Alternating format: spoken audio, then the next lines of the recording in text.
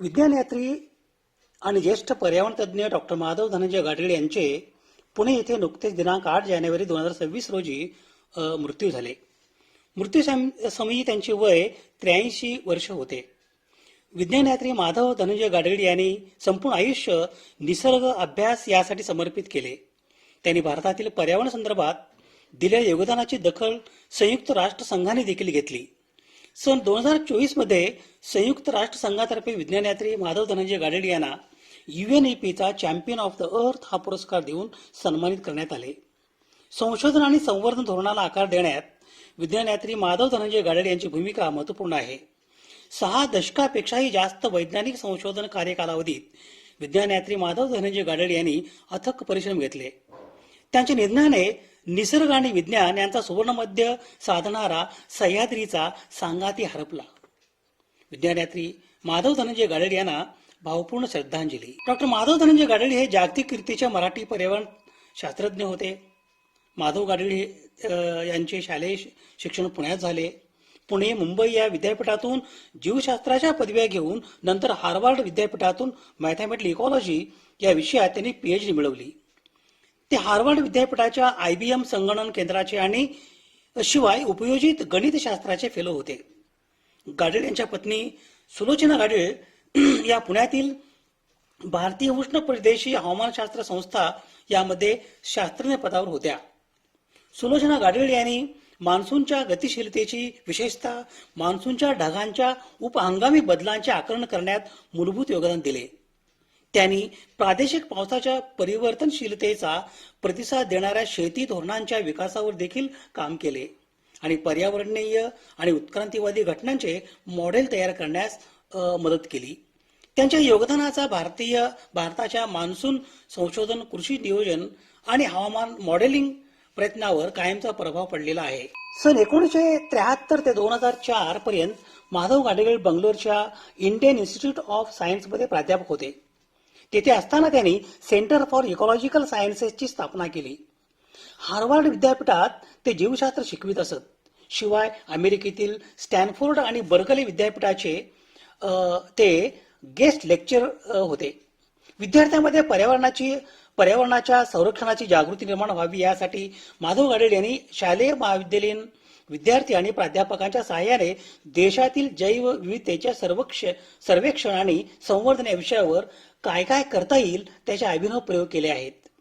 माधव गाडगीळ यांनी केलेल्या संशोधन आणि कार्यामुळे सामान्य माणसामध्ये पर्यावरणाविषयी असणारी जागरूकता वाढण्यास तर मदत झालीच आहे, पण नैसर्गिक स्रोतांच्या जतन, संवर्धन आणि रक्षणासाठी सरकारी बनवलेल्या सरकारी धोरणावर देखील गाडगीळ यांच्या कार्याचा प्रभाव दिसून येतो. भारतातील पश्चिम घाट हा जगातला महत्वाचा जैव विविधता हॉटस्पॉट म्हणून ओळखला जातो. सन 2019 मध्ये तत्कालीन केंद्र सरकारने ज्येष्ठ पर्यावरण शास्त्रज्ञ डॉक्टर माधव गाडगीळ यांच्या नेतृत्वात पश्चिम घाट तज्ज्ञ समिती म्हणजे वेस्टर्न घाट एक्सपर्ट इकॉलॉजी पॅनल स्थापना केली होती. भारतात पश्चिम किनाऱ्याला समांतर असलेल्या डोंगर रांगांना पश्चिम घाट, वेस्टर्न घाट असे म्हणतात. महाराष्ट्रात या डोंगर रांगांना प्रामुख्याने सह्याद्री या नावाने ओळखले जाते. हे क्षेत्र गुजरात, महाराष्ट्र, गोवा, कर्नाटक, तामिळनाडू आणि केरळ या 6 राज्यात सुमारे 1600 किलोमीटर लांबीत पसरलेले आहे. पश्चिम घाटातले सर्वात उंच शिखर केरळमधील अनाईमुडी हे होय. या अनाईमुडी शिखराची उंची 2655 मीटर आहे. पश्चिम घाट परिसरातील महाराष्ट्राचे सर्वोच्च शिखर म्हणजे अहमदनगर जिल्ह्यातील कळसुबाईचे शिखर होय. कळसुबाई या शिखराची उंची 1646 मीटर आहे. सह्याद्रीची निर्मिती प्रामुख्याने बेसाल्ट खडकापासून झालेली आहे. पश्चिम घाट हा जगातील 8 अतिसंवेदनशील जैवविविधता म्हणजे बायोडायव्हर्सिटी हॉटस्पॉट पैकी एक आहे. सन 2012 मध्ये युनेस्कोने यातील 39 स्थळांना जागतिक वारसा स्थळांचा दर्जा दिला आहे. येथे अनेक दुर्मिळ प्राणी, वनस्पती आढळतात, जसे की शेकरू, महाराष्ट्राचा राज्य प्राणी, वाघ, हत्ती, निलगिरी, ताहर, गोदावरी, कृष्णा आणि कावेरी यासारख्या दक्षिण भारताच्या मुख्य नद्यांचा उगम याच डोंगरामध्ये होतो. अरबी समुद्रावरून येणारे मान्सून वारे अडवून पश्चिम घाटात मोठ्या प्रमाणात पाऊस पडतो. कोकणातील महाबळेश्वर आणि आंबोली ही ठिकाणे याच पावसामुळे प्रसिद्ध आहेत. गाडगीळ समिती अहवालावर देशभरात विशेषत्वाने ज्या राज्यामधून पश्चिम घाट जातो तिथे मोठी वादळी चर्चा झाली. आधी होत असते. गाडगीळ समितीने तिच्या अहवाल पहिल्यांदा इकॉलॉजिकल सेन्सिटिव्ह झोन म्हणजे ESZ तयार करण्याची कल्पना मांडली. पश्चिम घाटाचे विविध भाग, तिथे असलेल्या जैवविविधता आणि मानवी वस्ती यानुसार हे ESZ तयार करावे असे सुचवले गेले. गाडगीळ समितीने एकूण पश्चिम घाटाच्या 60% अधिक भाग इकॉलॉजिकल सेन्सिटिव्ह करावा असे सांगितले. जैवविविधता ही पृथ्वीवरील जीवसृष्टीची जैविक विविधता आणि परिवर्तनशीलता आहे. जैवविविधता हे जनुकीय प्रजाती आणि परिसंस्थेची पातळीवरील भिन्नतेचे मोजमाप आहे. तलाव, तळे, नदी अशा परिसंस्थांचा अभ्यास करून तेथे पाहण्यात आलेल्या जैव घटकांची माहिती मिळाल्यानंतर सजीवांमधील विविध जाती, परिसंस्था, बायोम किंवा पूर्ण पृथ्वीवरील विविधता आढळून येते. परिसंस्थेमधील विविधता हे परिसंस्थेच्या निकोपपणाचे एकक आहे. जैवविविधता बऱ्याच प्रमाणात भूभागाच्या हवामानावर अवलंबून असते. उदाहरणार्थ, उष्ण प्रदेशीय भागामध्ये जैवविविधता अधिक तर ध्रुवीय भागामध्ये विविधता कमी असते. झपाट्याने होणाऱ्या परिसरातील बदलामुळे सजीव सामूहिकरित्या लुप्त होतात. एका अंदाजानुसार पृथ्वीवर असलेल्या एकूण सजीवांपैकी 1% सजीव लुप्त झाले आहेत. सजीवांची पृथ्वीवर निर्मिती झाल्यापासून आजपर्यंत 5 वेळा मोठ्या प्रमाणात आणि अनेक वेळा लहान प्रमाणात जैवविविधतेचा नाश झाला आहे. फेनोझोइक महाकल्पामध्ये 54 कोटी वर्षापूर्वी जैवविविधतेचा महाविकास केम्ब्रियन कल्पामधील विविधतेचा स्फोट या नावाने ओळखला जातो. यात बहुपेशी सजीवांमधील सर्व संघांची म्हणजे फायलम निर्मिती झालेली होती. त्या पुढील 40 कोटी वर्षांमध्ये जैवविविधतेचा पुन्हा नाश झालेला होता. कार्बोनिफेरस युगामध्ये सदाहरित वनामधील वनस्पती आणि प्राण्यांचा नाश झाला. पर्मियन ट्रायसिक युगामध्ये 25 कोटी वर्षापूर्वी झालेला जैवविविधतेचा नाश सर्वात मोठा होता. 3 कोटी वर्षापूर्वी पृष्ठवंशी सजीवांनी पुन्हा एकदा आपला जम बसवला. 6.5 कोटी वर्षापूर्वी झालेला क्रिटेशियस टर्शरी विनाश हा नजीकच्या काळातील जैवविविधतेचा नाश होय. याच काळात डायनोसॉर नष्ट झाले.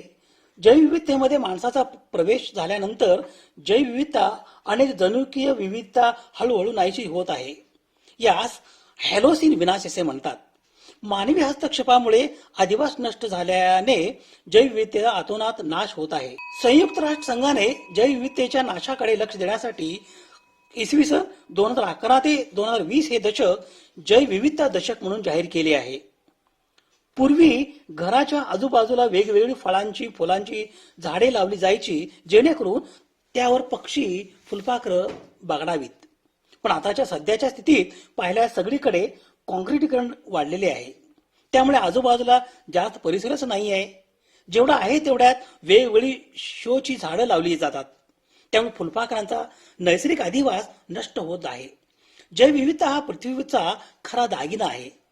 जर ही विविधता नष्ट झाली तर मानवी जीवाचे अस्तित्व धोक्यात येईल. त्यामुळे त्यांचे संरक्षण करणे ही आपली सर्वांची जबाबदारी आहे. मानवाने केलेल्या मुख्य अगध वासातील बदल आणि जैवविविधतेच्या हानीची त्याला किंमत मोजावी लागेल.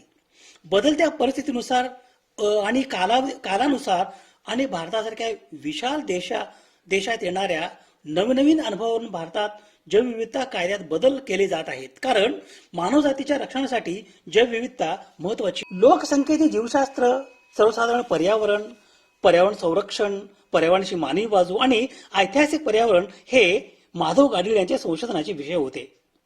जीवशास्त्र व पर्यावरण शास्त्रज्ञ, संशोधक, अध्यापक, शेतकरी, सामान्य जनता, पर्यावरणाशी संबंधित बिनसरकारी संस्था आणि राष्ट्रीय पर्यावरण धोरणे आखणारी सरकारी आणि संस्थाशाकीय अधिकारी यांच्याशी माधव गाडगीळ यांचा सततचा संपर्क असे. माधव गाडगीळ हे सह्याद्री पर्वत भागाच्या पर्यावरण अहवाल समितीचे म्हणजे गाडगीळ कमिशनचे अध्यक्ष होते. भारतातल्या पहिले जैवशास्त्रीय संरक्षित वन कल्पनेचे ते जनक आहेत. हे पर्यावरणाच्या शालेय पातळीवर अभ्यासक्रम निश्चित करणाऱ्या सरकारी समितीचे अध्यक्ष होते. भारतातल्या पहिले जैवशास्त्रीय संरक्षित वन या कल्पनेचे ते जनक होते. हे पर्यावरणाच्या शालेय पातळीवर अभ्यासक्रम निश्चित करणाऱ्या सरकारी समितीचे अध्यक्ष पण होते. जैवशास्त्रीय संरक्षित वन म्हणजे बायोलॉजिकल प्रोटेक्टेड फॉरेस्ट म्हणजे पर्यावरणातील विविध जीवसृष्टी आणि परिसंस्थांचे संरक्षण करण्यासाठी निसर्गाच्या नैसर्गिक स्वरूपाला जतन केलेले वनक्षेत्र होय, ज्याची संकल्पना जागतिक कीर्तीचे मराठी पर्यावरणशास्त्रज्ञ डॉक्टर माधव गाडगीळ यांनी मांडली आणि जे जैव विविधतेच्या संरक्षणासाठी अत्यंत महत्वाचे आहे. डॉक्टर माधव गाडगीळ यांनी भारतात जैवशास्त्रीय संरक्षित वन या संकल्पनेचा पाया घातला. वनक्षेत्र मानवी हस्तक्षेपामुळे दूर ठेवून नैसर्गिक परिसंस्थेचे संतुलन राखते, जिथे वनस्पती आणि प्राणी यांच्या नैसर्गिक अधिवासाचे संरक्षण केले जाते. जैवविविधतेचे संवर्धन करणे, परिसंस्थेचे संरक्षण करणे आणि नैसर्गिक संसाधनांचे शाश्वत व्यवस्थापन करणे ही जैवशास्त्रीय संरक्षित वन याची उद्दिष्टे आहेत. वन्यजीव, वनस्पती आणि सूक्ष्म जीवांची विविधता जपण्यासाठी हे आवश्यक आहे. यामुळे पर्यावरणाचा समतोल राखला जातो. सह्याद्री पर्वत रांगेचे अनेक भाग या संकल्पनेअंतर्गत संरक्षित केले जातात, जिथे मानवी हस्तक्षेप टाळला जातो. जैवशास्त्रीय संरक्षित वन म्हणजे पृथ्वीवरील जीवसृष्टीची विविधता टिकवण्यासाठी आणि पर्यावरणाचे रक्षण करण्यासाठी तयार केलेली एक नैसर्गिक आणि संरक्षित जागा होती. माधव गाडगीळ हे मराठी आणि इंग्रजी नियतकालिकामधून सातत्याने पर्यावरण विषयक लेख लिहित असत. त्यांचे 215हून अधिक संशोधन प्रबंध आणि 6हून अधिक पुस्तके प्रकाशित झाली आहेत. त्यांनी लेखन केलेल्या इंग्रजी आणि मराठी पुस्तकांची ही यादी आहे. लेखक अ.पा. देशपांडे यांनी माधव गाडगीळ यांचे चरित्र विज्ञानयात्री माधव गाडगीळ या शीर्षकांतर्गत लेखन केले आहेत. माधव गाडगीळ यांना मिळालेले सन्मान आणि पुरस्कारांची ही यादी आहे. भारताच्या पश्चिम घाटातील पर्यावरणावरील केलेल्या अभ्यासाबद्दल नॅशनल एन्व्हायरमेंट फेलोशिप सन 1986 ते 1990 या काळात भारताच्या पंतप्रधानांच्या विज्ञान तंत्रज्ञान सल्लागार मंडळाचे सदस्यत्व, सन 1998 ते सन 2002 पर्यंत जागतिक पर्यावरण सल्लागार समितीचे सभासदत्व, भारतीय विज्ञान अकादमी व थर्ड वर्ल्ड अकॅडमी ऑफ सायन्सेसचे फेलोशिप, अमेरिकेच्या राष्ट्रीय विज्ञान प्रबोधिनीचे विदेशातले सदस्यपद, ब्रिटिश आणि अमेरिकन इकॉलॉजिकल सोसायटीचे मानद सदस्यत्व,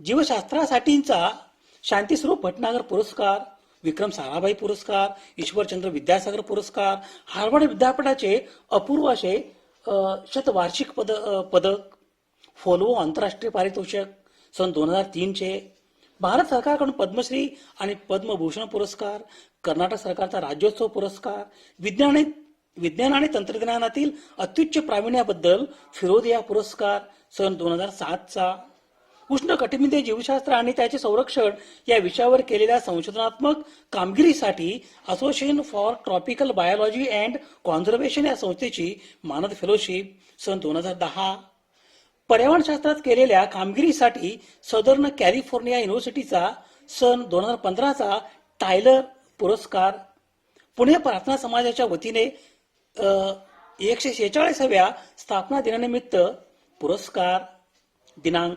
4/12/2016, माधव गाडगीळांची प्रदीर्घ प्रस्तावना असलेल्या वारुळ पुराण या पुस्तकास मराठी साहित्य परिषदेतर्फे विशेष ग्रंथकार पुरस्कार सन 2008 मध्ये मिळाले.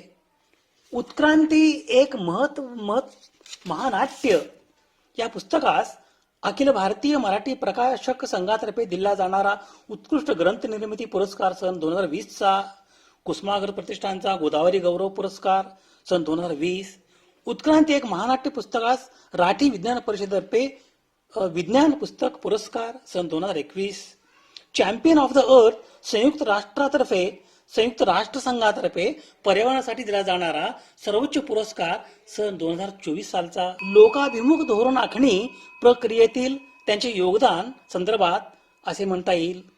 राष्ट्रीय सल्लागार परिषदेचे सदस्य असताना सन 2010 ते सन 2012 या कालावधीत माधव गाडगीळ यांनी आदिवासींचे नैसर्गिक संसाधनावरील हक्क, अन्न सुरक्षा कायदा व नक्षलग्रस्त भागाचा विकासासाठी धोरणात्मक पातळीवर बहुमोल योगदान दिले आहे.